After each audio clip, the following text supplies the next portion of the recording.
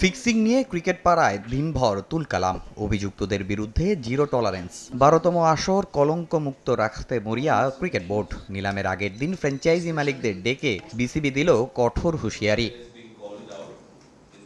নানা অনিশ্চয়তা কাটিয়ে মাঠে গড়ানোর অপেক্ষায় ১২তম আসর। প্রায় এক যুগ পর এই টুর্নামেন্ট দেখবে নিলাম পদ্ধতি। আগের দিন সব ফ্র্যাঞ্চাইজি মালিকদের ডেকে নিলামের নিয়ম কানুন বুঝিয়ে দিয়েছেন গভর্নিং কাউন্সিলের সদস্য সচিব ইফতেখার মিঠু। বিসিবির ইন্টিগ্রিটি ইউনিটও টুর্নামেন্টকে দুর্নীতিমুক্ত রাখতে দিয়েছে নানা দিক নির্দেশনা। আপনারা সবাই জানেন যে এই শর্ট টাইমের মধ্যে এটা অ্যারেঞ্জ করা ওয়াজ নেক্সট টু ইম্পসিবল। তারপরেও সবাই সহযোগিতায় আমরা অ্যাকচুয়ালি মোটামুটি গুছিয়ে এনেছি। আমরা যে অকশনের নিয়ম দিয়েছি ওইখানে কিছু তারা চেঞ্জ চেয়েছিল এবং তাদের একটা প্র্যাকটিস রান হয়েছে। সব টিমকে তাদের যারা হোটেলে থাকবে, যারা আমাদের ড্রেসিং রুমে থাকবে, যারা কোর টিমের সাথে থাকবে তাদের একটা লিস্ট দিতে বলেছি এবং সেই লিস্টও ক্লিয়ারেন্স লাগবে ফ্রম আওয়ার ইন্টিগ্রিটি ইউনিট। তবে এসব ছাপিয়ে এদিনের আলোচিত বিষয় ফিক্সিংয়ে অভিযুক্ত রেড ফ্ল্যাগধারী ক্রিকেটারদের নিলামের তালিকা থেকে বাদ দেয়া। যদিও নির্দোষ দাবি করে বিজয়, শফিউল, মোসাদ্দেকরা চ্যালেঞ্জ ছুড়ে দিয়েছে বিসিবিকে। সবকিছু সামলাতে প্রস্তুত বোর্ডও।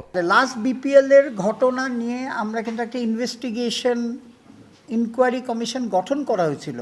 তাকে তো সেইখান থেকে রিপোর্টের ভিত্তিতে আমি মনে করছি এইসব প্লেয়ার আপনার থাকলে সমস্যা হতে পারে। উই আর নট সেইং যে তারা দোষী, তাদের টাইম আছে, আপিল করা সব আছে, কিন্তু রাইট নাও আমার কাছে এছাড়া কি অপশন আছে আপনারাই বলেন। এই ব্যাপারে গভর্নমেন্টও আপনার স্ট্রিনজেন্ট সেই জন্য আপনি দেখবেন আমাদের অ্যাডভাইজারের কথা সবাইয়ের কথা কিন্তু এক ট্র্যাক।